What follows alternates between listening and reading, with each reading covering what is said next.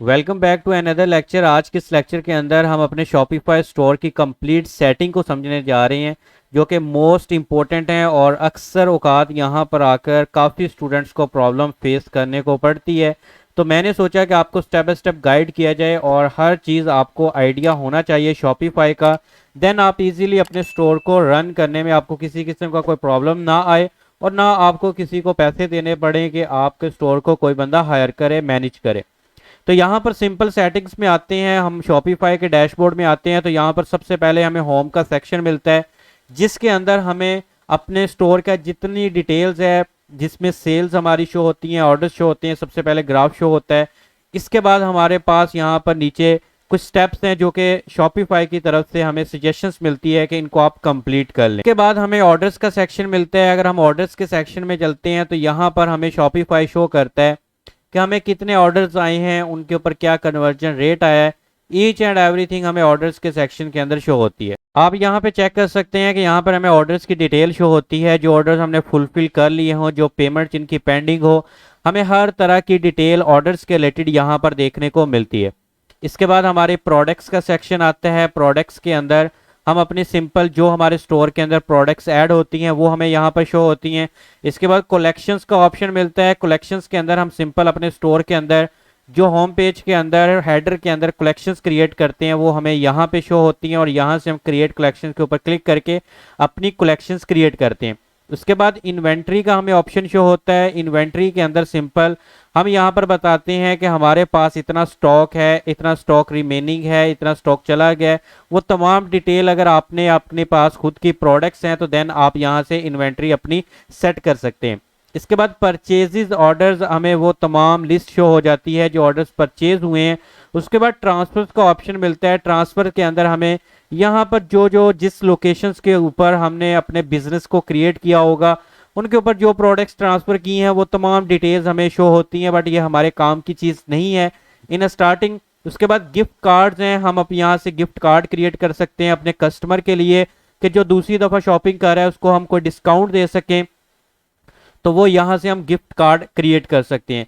इसके बाद हमें कस्टमर्स का ऑप्शन मिलता है। कस्टमर्स के अंदर सिंपल हमारे जितने भी कस्टमर्स हैं वो उनकी डिटेल हमें यहाँ पर शो होती है। उसके बाद यहाँ पर सेगमेंट्स का ऑप्शन मिलता है। अगर हम सेगमेंट्स में जाएं तो वो तमाम डिटेल्स हमें सेगमेंट्स की शो होती है कि उसने क्या कुछ किया लास्ट 30 डेज के अंदर, वो हमें यहाँ पर शो हो जाता है। उसके बाद हमें कंटेंट का ऑप्शन है। कंटेंट के अंदर हम जो भी फाइल्स वगैरह अपलोड करना चाहते हैं, फॉर एग्जांपल हमने इमेजेस ऐड की होंगी वो हमें यहाँ पर शो हो जाएंगी। अगर हमने कोई वीडियो अपलोड करनी है वो यहाँ पर हम लिंक लगा सकते हैं। उसके बाद एनालिटिक्स का हमें ऑप्शन मिलता है, हम अपने स्टोर का एनालिटिक्स दे सकते हैं लास्ट 30 डेज या जितनी भी पुराना हमारा स्टोर है हम अपने स्टोर की डिटेल यहाँ से चेक कर सकते हैं। इसी तरह नीचे मार्केटिंग का ऑप्शन मिलता है। हम मार्केटिंग के अंदर भी हमें तमाम ऑर्डर्स की डिटेल्स वगैरह हमें हर चीज़ शो होती है कि हमें ऑर्डर्स कहाँ से आ रहे हैं, डायरेक्ट कितने आ रहे हैं, सेशंस के थ्रू कितने आ रहे हैं, वो तमाम चीज़ें हमें यहाँ पर शो होती हैं। उसके बाद डिस्काउंट्स में आते हैं तो हम यहाँ पर डिस्काउंट कोड वगैरह वो तमाम चीज़ें भी यहाँ से क्रिएट कर सकते हैं। इसके बाद नीचे हमारे पास पॉइंट्स ऑफ सेल्स का ऑप्शन है। तो ये शॉपिफाई का खुद एक पॉइंट ऑफ सेल है जहाँ से हम स्टाफ्स वगैरह, लोकेशन, सेटिंग्स, हर चीज़ इसकी भी कर सकते हैं चेंज वगैरह। और लेकिन हमारा जो काम है वो जस्ट और जस्ट ऑनलाइन स्टोर के ऊपर होने वाला है। हम सिर्फ और सिर्फ देखेंगे यहाँ पर अपने ऑनलाइन स्टोर को, क्योंकि हमने जो भी सेलिंग करनी है वो कस्टमर हमने ऑनलाइन ही सेल करना है। तो ऑनलाइन हम यहाँ से स्टोर क्रिएट करते हैं। तो सिंपल यहाँ पर जैसे हम ऑनलाइन के ऊपर क्लिक करते हैं तो नीचे हमें थीम्स का ऑप्शन मिल जाता है। तो हम थीम्स के ऊपर क्लिक करके यहाँ से हम क्या कर सकते हैं कि अपनी कस्टमाइजेशन थीम की कर सकते हैं। अब सिंपल उसके लिए आपने क्या करना है कि यहाँ पर अपना थीम वगैरह ऐड कर सकते हैं। थीम्स के सेक्शन में आके यहाँ पर ऐड थीम के ऊपर क्लिक करेंगे, अपना खुद का थीम भी ऐड कर सकते हैं या फिर आप फ्री वाला थीम भी इसके अंदर जाके ऐड कर सकते हैं। वो भी इंशाल्लाह नेक्स्ट लेक्चर्स के अंदर हम देखेंगे। उसके बाद ब्लॉग पोस्ट आ जाती है। अब ब्लॉग पोस्ट क्या चीज़ है, हम इसको जनरल सिंपल क्रिएट इसलिए करते हैं ताकि हमारे स्टोर के अंदर हम अपने स्टोर के एसईओ कर सकें, कोई एक जनरल सी हम पोस्ट बना सकें, तो वो भी हम यहाँ से ऐड कर सकते हैं। उसके बाद पेजेस है, हम यहाँ पर पेजेस क्रिएट कर सकते हैं अपने स्टोर के लिए, जैसे कि कंटेंट का बना हुआ है, कॉन्टैक्ट का बना हुआ है। इसी तरह हम यहाँ से ऐड पेज के ऊपर क्लिक करेंगे।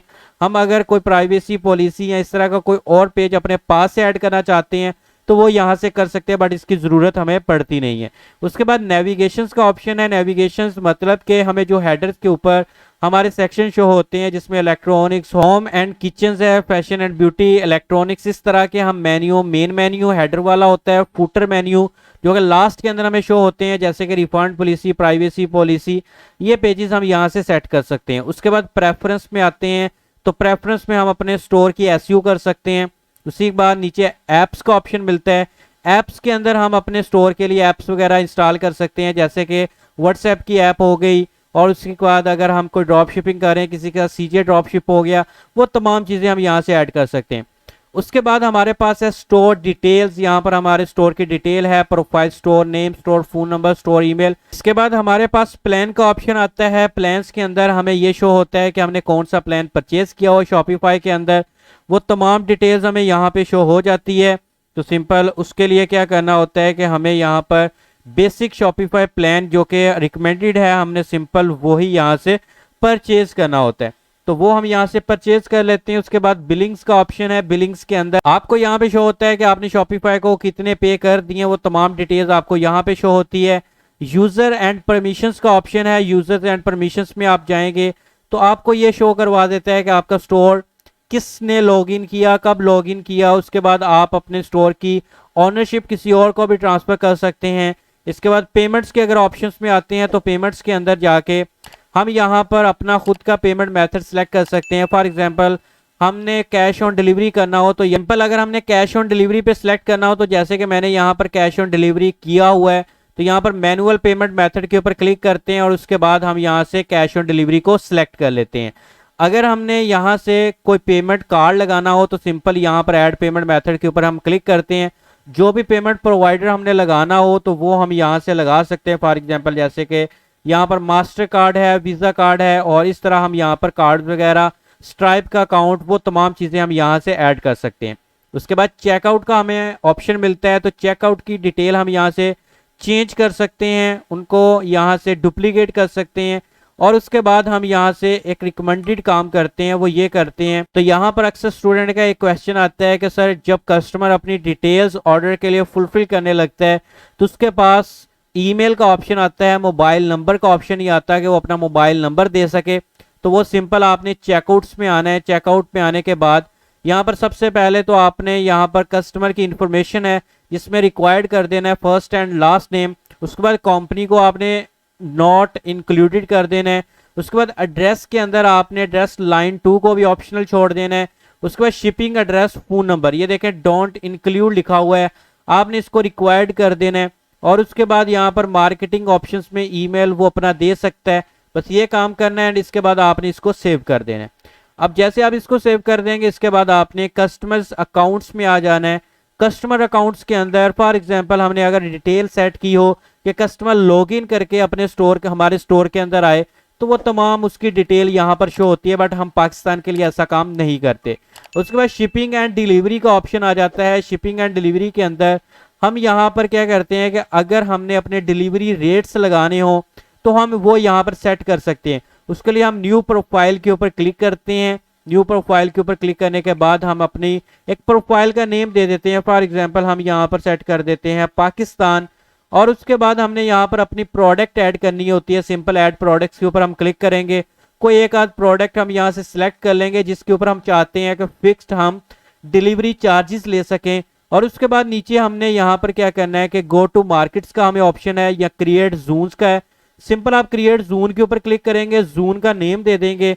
मैं यहाँ पर जोन का नेम अगेन पाकिस्तान कर देता हूँ। उसके बाद आप अपनी कंट्री सेलेक्ट करेंगे कि आप किस कंट्री के लिए मार्केट को सिलेक्ट करना चाहते हैं, जिसके अंदर डिलीवरी चार्जेस ऐड करना चाहते हैं। तो यहाँ पर मैं पाकिस्तान कर लेता हूँ। ऐड रेट के ऊपर मैं क्लिक करता हूँ। यहाँ पर है यूज फ्लैट रेट, आपने यहाँ पर अपना रेट दे देना है। फॉर एग्जांपल आप पर पीस 250 रुपीज पाकिस्तानी चार्ज करना चाहते हैं, इसको आप डन कर देंगे। कस्टम रेट नेम भी आप यहाँ पर बता देंगे। तो यहाँ पर आप लिख दें, फॉर एग्जांपल मैं यहाँ पर लिख देता हूँ डिलीवरी रेट। तो सिंपल यहाँ पर डिलीवरी रेट लिखें, उसके बाद डन कर दें।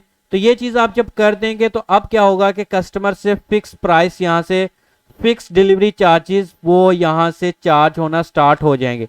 अब मैं इसको डिस्कट कर देता हूँ क्योंकि ये मुझे नहीं चाहिए। और उसके बाद यहाँ पर टैक्सीज एंड ड्यूटीज में अगर आते हैं तो यहाँ पर टैक्सीज एंड ड्यूटीज के अंदर हमें अपना रीजन बताते हैं कि हम किस रीजन के लिए काम करना चाहते हैं। तो यहाँ से हम सर्च करते हैं, पाकिस्तान को यहाँ से सिलेक्ट कर लेते हैं और यहाँ से हमने पाकिस्तान को करना है, तो यहाँ से हम पाकिस्तान के लिए टैक्सीज एंड ड्यूटीज को सिलेक्ट करेंगे। और उसके बाद यहाँ पर आपके पास पहले 16% होगा, बट आपने इसको 0 कर देना है और इसको ओके कर देना है। इसके बाद लोकेशंस हमारे काम की चीज़ नहीं है। और उसके बाद गिफ्ट कार्ड, जिस तरह मैंने आपको बताया कि आप क्रिएट कर सकते हैं। और उसके बाद मार्केट्स का ऑप्शन आता है कि आप पाकिस्तान, बांग्लादेश, यूएसए, यूके किस कंट्री के में सेल करना चाहते हैं, आप उस मार्केट को सिलेक्ट कर सकते हैं। उसके बाद एप्स एंड सेल चैनल का आ जाता है। इसमें यह आता है कि आप कौन कौन सी एप्स को यूज़ कर रहे हैं, वो तमाम एप्स आपके सामने शो हो जाती हैं। डोमेन्स के अंदर आपको तमाम डोमेन शो होती हैं कि आपने अपने स्टोर के लिए डोमेन कैसे कनेक्ट की और कौन सी कनेक्ट की हुई है, वो यहाँ से आकर अपनी डोमेन को आप कनेक्ट कर सकते हैं। और उसके बाद brand, notifications, custom data, language, ये हमारे काम की चीज़ें नहीं है। इसमें हमारे पास पॉलिसीज़ का ऑप्शन है सेकंड लास्ट नंबर पे। हम यहाँ पर आते हैं, सिंपल यहाँ पर हम पॉलिसीज़ के पेज क्रिएट करते हैं। वो बहुत ही ज़्यादा सिंपल है। आप यहाँ पर रिप्लेस विद टेम्पलेट लिखा हुआ है मेरे पास, बट यहाँ पर आपके सामने लिखा होगा क्रिएट विद टेम्पलेट। आपने सिंपल उसके ऊपर क्लिक करते जाना है। ये ऑटोमेटिकली आपको ये तमाम privacy policy, terms of services और रिफंड पॉलिसी, ये तमाम पेजेस आपको क्रिएट करके दे देगा। आपने सिंपल यहाँ से वो पेज क्रिएट कर लेने। तो ये स्टोर की तमाम सेटिंग्स हैं, तमाम डिटेल्स हैं, तमाम ऑप्शंस मैंने आपको गाइड कर दिए हैं सिर्फ इसी वजह से, ताकि आपको स्टोर के हर ऑप्शन का आइडिया होना चाहिए कि वो कैसे काम करता है। तो होप्स हो कि आपको तमाम चीज़ों का आइडिया हो चुका है। अगर आपको ये वीडियो पसंद आई, आज का लेक्चर आपको पसंद आया, प्लीज़ इसको लाइक कर दें, शेयर कर दें। दुआओं में याद रखिएगा, अपना रखिए ख्याल। अल्लाह।